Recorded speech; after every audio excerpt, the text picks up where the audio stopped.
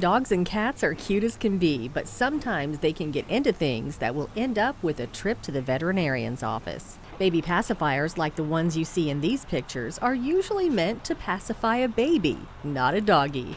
I visited Dr. Joanna Stallings at the Animal Hospital in Henderson to find out what strange things her patients have been swallowing. Baby diapers, the packets from inside of chicken, like when you buy your chicken thighs or your chicken legs and there's that moisture packet. Dogs love those for some reason, so they'll swallow those. Sometimes they'll eat socks and they'll pass those. Strings, Nerf darts, anything that a dog can put in its mouth and swallow, it has the potential to. We had a cat that ate over 30 hair ties, much like this one. And that's not all. Over the course of 10 years, Dr. Stallings has also had to remove feminine hygiene products we've had to remove from dogs. Fish hooks, those tend to get stuck more in the mouth than they actually do in the stomach.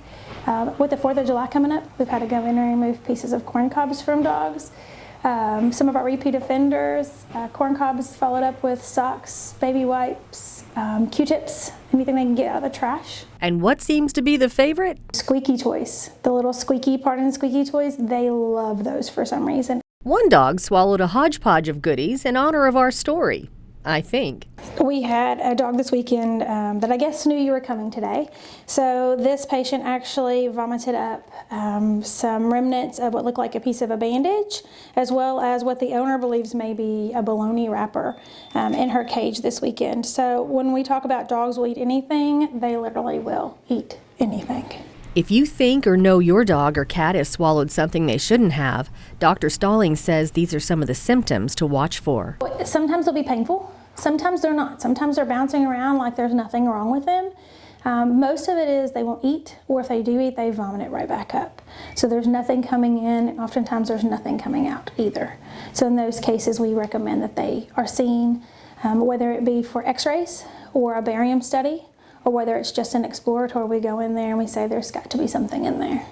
And Dr. Stallings says the treatments vary. There are medics that we can give, so things that will make them vomit. So if it's something that owners say they've recently swallowed, then sometimes we can try that route before they actually try to pass and get stuck. Some owners won't bring their pets in, and so they'll leave them at home and watch for a couple of days, which in some ways can be bad, because if this foreign body gets stuck, it can actually cause necrosis of the intestines. So in some of the cases that we've seen, we've actually had to do surgery where we do what's called a resection and anastomosis, where we take out part of the intestine and then sew it back together. Having fur babies is just like having a real baby that crawls around the floor. You gotta keep a close eye on them. You do.